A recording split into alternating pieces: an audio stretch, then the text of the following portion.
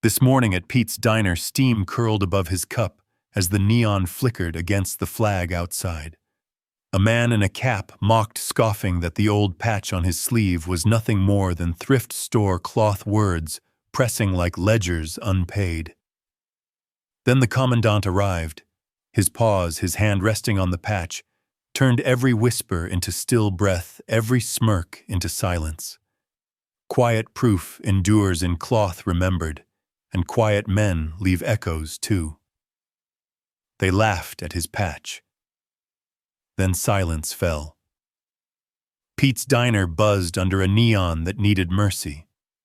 Booth Vinyl sighed when he sat. The frayed patch on his sleeve caught window light and kept it like a coin that chose to stay. "Nice costume," Grandpa the man in the ball cap said. He stirred his coffee once. "That's a Korea surplus patch, old man," another voice called. "They sell those at the thrift store." The waitress topped off his mug. "Refills on me, hon." She looked at the patch, then the room. "Y'all be kind. I'm fine." "Thank you," he said. "Hey," Ballcap turned on the stool. "Real units don't wear souvenirs." "Leave it," the teen busboy whispered, stacking plates. "It's just a patch. It's not for you," the veteran said, voice low and even. "Look at that stitching," someone snickered. "Probably glued on." He let the steam fog his glasses, then fade. Then he folded the napkin edge straight. "Sir," the waitress said softer, "pecan pie today." "Just the coffee." The door chime jangled. A deputy stepped in, shook dust from his hat, and read the room. "You hear me?" Grandpa Ballcap pressed. "I did." "Then say where you wore it." "Not here." "Oh, so a story guy," Ballcap said. 1,000 shots and no target." "The shots were practice," he said. "Discipline. Nothing more." "Practice." The man laughed. "Buddy, you're playing dress-up." "Maybe let him be the busboy," said. "He's not hurting you." Forks paused. A spoon soon tapped porcelain. The jukebox hummed a Patsy Cline tune nobody admitted they liked. "Why keep it on?" Ballcap asked. "What's the point?" "So I don't forget service," he said. "Service at the thrift store," someone muttered. The deputy cleared his throat. "Eat your lunch, folks." The veteran touched the patch with 2 fingers as if aligning a picture frame. "I keep it visible," he said again. "That's all." "Look, man," Ballcap said softer now. "Nobody cares about old stories." "They're not stories," he said. "They're reminders. Reminders of what the busboy asked. People who taught me how to stand quiet," he said, "and keep things honest." The waitress nodded. "Coffee's fresh if you want more." "Keep the change," he said, sliding 2 singles under the cup. "You sure she asked?" "Yes, ma'am." At the door he paused. "Y'all done?" he asked, not unkind. "Done with what Ballcap said?" "With trying to pin me with your rules," he said. The busboy blinked. "Pinned like—" "By what?" "By how rooms decide who matters," he said. "Regulation without a name." The deputy tipped his hat. "Let the man walk." He nodded once to the room. "Enjoy your supper." Outside, noon wore the color of evening. The neon stuttered, the bell rattled. He pressed the sleeve smooth and breathed out long and easy. "Sir," the busboy called from the doorway, "does it mean something?" "Yes," he said. "It means remember." He stood for a second beneath the crooked open sign, listening to the jukebox change tracks. Still, the tune followed through the glass like a memory you can't quite fold away. "See you around, sir," the waitress said from behind the counter. "You will," he said. "Supper's good here." Viral pull quote. "A quiet man wears memory where noise can see it." Viral pull quote. The room fired looks. He returned only steady breath. The post office smelled of paper dust and old varnish, every surface carrying a faint memory of letters that had passed through. Envelopes shuffled in steady rhythm, and the rubber stamp thudded like a tired drumbeat. Fluorescent tubes hummed overhead, casting pale light on the line of townsfolk, waiting with bills, packages, and small talk. He stood near the end, shoulders straight, sleeve turned outward just enough for the patch to glint beneath the light. Not a show, not a boast, just a steady reminder stitched into cloth. Yet whispers floated back through the line as surely as the dust motes drifted in the sunbeam by the door. Next, the young clerk called, voice quick but polite. She adjusted her glasses, pen already poised above the form. He stepped forward. The patch caught the light again, brighter now that no one blocked the beam. Heads turned. A sigh escaped from somewhere behind. That patch isn't even in regs, a man said, voice sharp enough to carry. It was the same tone he'd heard at the diner, the same disbelief dressed as authority. The veteran didn't move. It's not about regs, he said quietly. It's about memory. The clerk hesitated, pen hovering in midair. Sir, could you turn your sleeve? Some folks find it distracting. He looked down at her hand, the ink trembling just above the page. I keep it visible, he answered. Hiding it doesn't change what it means. Come on, another customer muttered, shifting his package from one arm to the other. We all served. We don't walk around showing it off. It isn't for show, he said, meeting the man's eyes. It's for keeping things honest. At the bulletin board near the counter, a uniformed officer folded his arms. Regs are regs, friend. Uniform patches aren't casual. I'm not in uniform, the veteran replied evenly. I'm just a man in line. That's not the point, the officer pressed. It makes people wonder what you're trying to prove. Wondering is better than forgetting, he said. The words hung in the stale air. The clerk shifted again, silent beat stretching between her and the counter. Her pen hovered, but she still hadn't written a thing. The hum of the tubes seemed louder, pressing everyone closer. Why cling to it? The man with the package asked. It's a relic. Because service isn't a relic, the veteran answered. It's lived even after the clock runs out.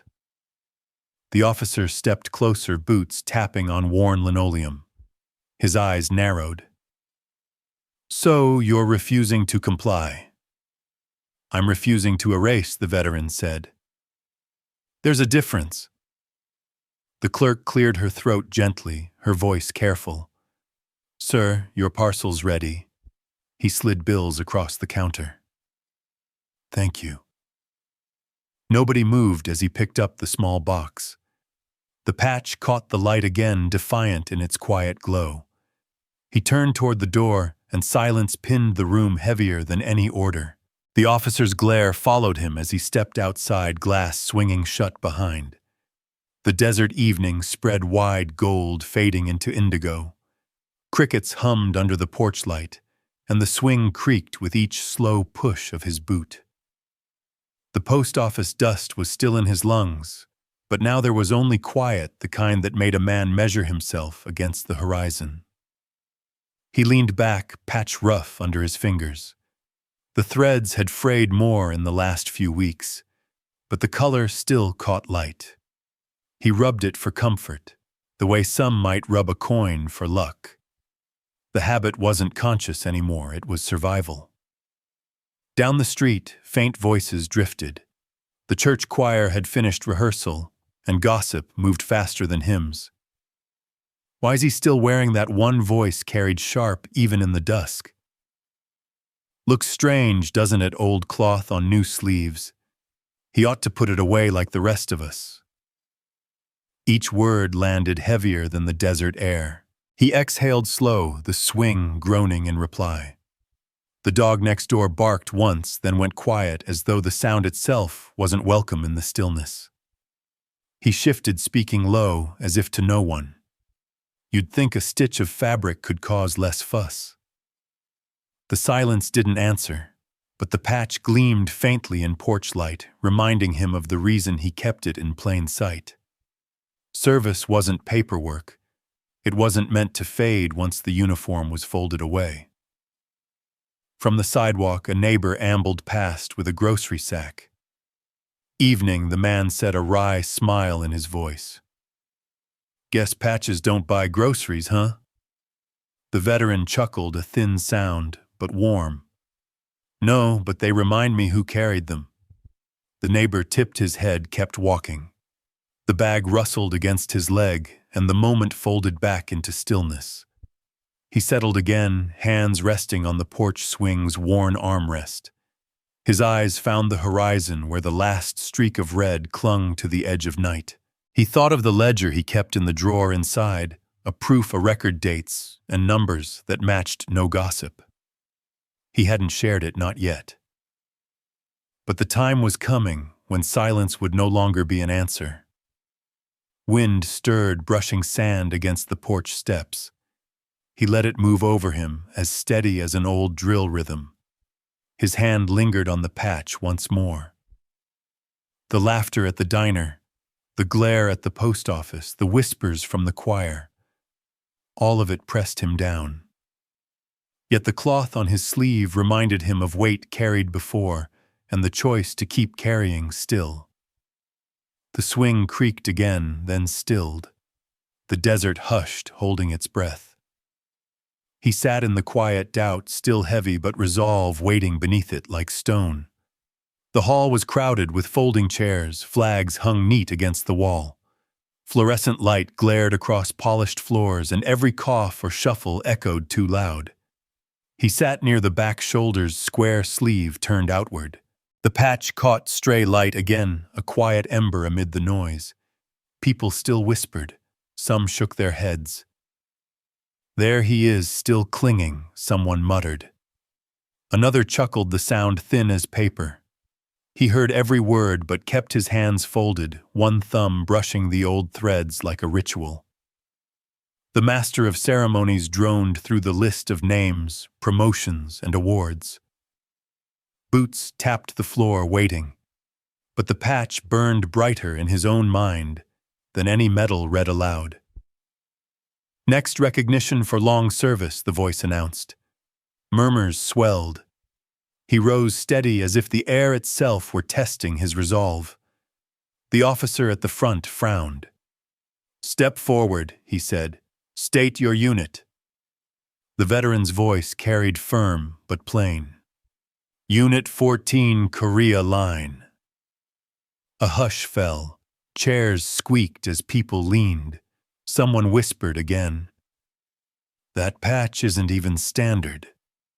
But then another sound, the sharp echo of boots on the floor. A figure approached, taller, steady, the weight of command in each step. The Commandant. The room shifted, every eye turning. Murmurs died mid-breath. The Commandant stopped before him, gaze dropping to the frayed cloth on his sleeve. For a moment, the hall was nothing but silence and flag rustle. Then the Commandant lifted his hand, touched the patch gently, and nodded once. This unit carried weight most forget, he said. His voice was low, but it filled the hall. It stands recognized. The crowd stilled. The laughter that had trailed him for days shrank into silence. Men who had smirked now sat rigid, eyes lowered. The air itself seemed pinned by protocol until recognition broke it free. The veteran breathed in slow. In his mind he laid the wrench memory aside, the tool of burden and silence, and stood instead with the patch as proof. A voice from the crowd cracked, didn't know it meant that. Another followed, yes, we owe him more than jokes. No laughter now. Only boots shifting, a cough swallowed the sound of dignity returning to the room. The Commandant kept his hand a moment longer, then released it. The patch gleamed under the fluorescent light, not as relic, but as living memory. He did not smile, but his eyes softened, a relief that carried further than any medal. The silence stretched. For a heartbeat, it was heavy again. And then the swing of flags as the air moved a ripple like a choir inhaling together. The cliff settled, the Commandant nodded once more, and the whole room seemed to breathe in unison. The church hall smelled faintly of old hymnals and polished wood. Afternoon light filtered through stained glass, laying soft colors across the pews. Folks had gathered not for a festival, not for a parade, but simply because word had spread. The veteran sat near the front this time, sleeve bare to the light. The patch caught and held a gentle glint. He had thought about tucking it away, but today he let it show not as boast, but as steady truth. The choir rose, a rustle of robes and the creak of pews. The organ hummed low like a slow heartbeat. Conversations hushed. All eyes shifted to the patch, no longer with smirks, but with a new kind of respect. The choir director lifted her hand. "This hymn is dedicated," she said to those who served quietly, whose names are not in books, but whose courage lived in silence. A pause. Then the music began. Voices filled the room, rising gentle at first, then strong. Quiet service, steadfast hearts unbroken by time. The melody wound through rafters and settled like a blanket across the crowd. The veteran bowed his head. Breath caught in his chest, steady but full. He felt the patch against his arm, the cloth now more than thread. It was testimony. The youth clerk from the diner sat in the back pew, watching lips moving to the hymn. His eyes were wide, almost shining. He whispered, "Guess even patches can sing." A ripple of chuckles spread, not cruel this time, but warm. Still, the humor faded quickly into reverence. The voices swelled again, layered and thick. Even the officer who had scowled at the post office sang now, words low tone, humbled. The organ held the notes like sunrise breaking slow across desert sand. In that moment, the veteran no longer felt pressed by eyes or rules. Instead, he felt carried by song, by memory, by community. He did not stand or wave. He simply placed a hand over the patch, eyes closing. The hymn did the rest. Silent beat, he breathed deep, chest rising and falling in rhythm with the choir. For once, he let sound carry what words never had. As the last notes faded, the hall lingered in stillness. Then a cough, a shuffle, and the director lowered her hand. But no one moved fast. No one wanted to break what had just been shared. The cliff settled gently, his eyes closed, voices still echoing inside him. Legacy felt not written, not ordered, but sung. The library smelled of paper and polished oak, the kind of place where voices rarely rose above a whisper. Afternoon light fell across rows of books and the quiet tick of the old clock at the circulation desk. Folks gathered in a loose semicircle, waiting. The veteran stood with the youth clerk beside him. His sleeve still bore the patch, worn and frayed, its edges softened by years. He brushed it once with his thumb, then let his hand fall. A plaque had already been placed on the wall, brass catching the light. It read, "Quiet hands, open ledgers."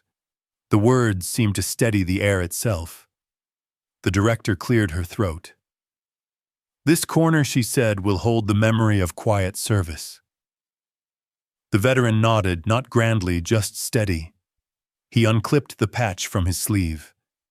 Fingers lingered, pressing fabric flat one last time. Then, with slow care, he placed it inside the display case. Shorts. Moment number 3. His hand hovered against the glass, a pause heavy with meaning. The library hush deepened. Chairs creaked as people leaned forward. The youth clerk watched, wide-eyed, lips parted. The veteran's voice was low, more breath than sound. Quiet thanks still echoes in steel. Replay trigger complete. No applause. Just reverence. The clock ticked steady, marking the moment into memory. The youth clerk stepped closer, hands trembling slightly. "I'll keep it safe," he whispered. The veteran gave a small smile. "That's the point."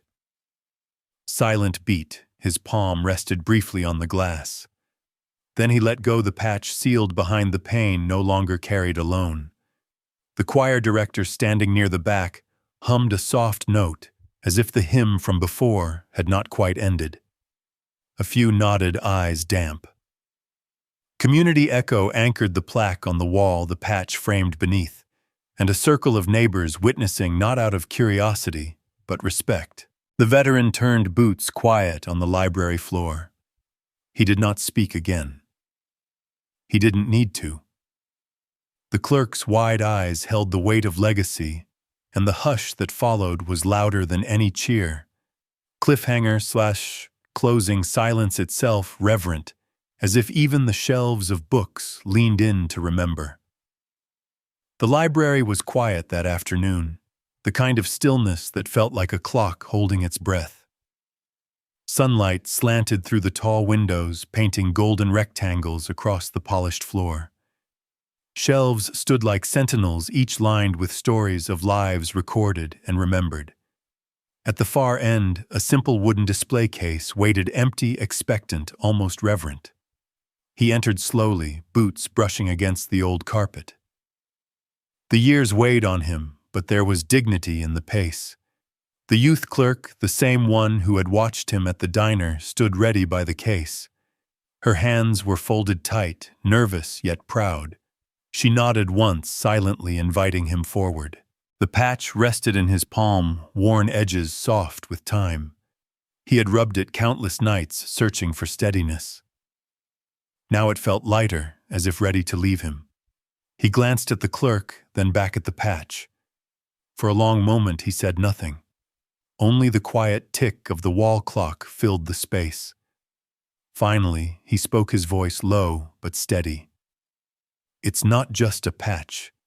It's every ledger kept, every name remembered.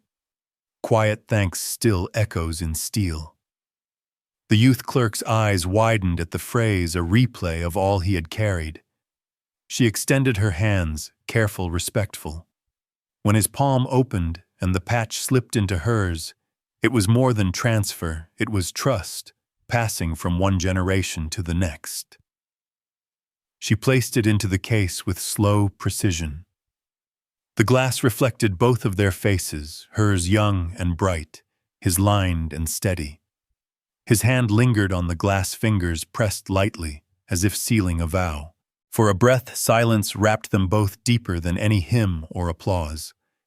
Behind them, a small group of townsfolk gathered. The choir director, the post office clerk, even the officer Shem who once questioned him. They stood in rows of wooden chairs, waiting. On the wall above the case hung a new plaque, its inscription carved in simple serif letters. Quiet hands, open ledgers. The clerk read it aloud, softly, almost like a prayer. He let his eyes close for a moment, letting her voice carry the weight he no longer needed to bear. A neighbor whispered, "Guess patches can outlast even brass," and a few smiled, the warmth of humor easing the solemn air.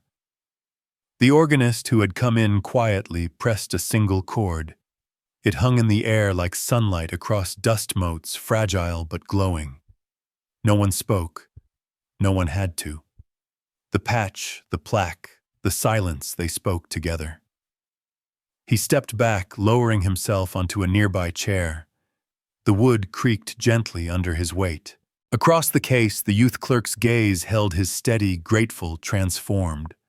Her shoulders lifted as if she carried something new, something larger than herself. The clock ticked once more, unhurried. His hand dropped from the glass, resting instead on his knee. The legacy was no longer in his keeping. It was on the wall in the case in the eyes of a younger neighbor who would remember. And for the first time in years, he let go.